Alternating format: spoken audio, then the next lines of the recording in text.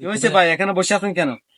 বসে আছি, এখন ব্যবসা নেই, টুরিস্ট আসতেছে না, সবগুলো উপরে তুলে ফেলছি, কারণ হচ্ছে কেউ আসতেছে না, এগুলো এদিকে রাখা কোনো সম্ভব না, তো তাই উপরে তুলে ফেলছি। তার মানে আপনি বলতে চাচ্ছেন যে মানে এটা আপনি পরিচালনা করেন?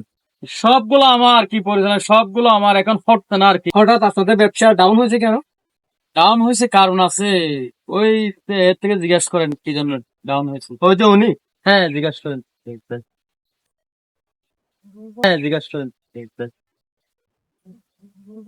আসসালামু আলাইকুম ভাই, ভালো আছেন? ওয়ালাইকুম সালাম, আসিফ আলম। আপনি কেমন আছেন ভাই? আমি আলহামদুলিল্লাহ ভালো আছি। আপনাদের এলাকায় ভ্রমণ করতে আসতাম। তো উনার কিছু কথা শুনে মানে আমার মানে অনেক খারাপ লাগলো যে আপনাদের ব্যবসা নাকি ডাউন। কেন কেন হয়েছে এরকম? ভাই, আমরা তো এখানে অনেক টাকা পুঁজি করছি।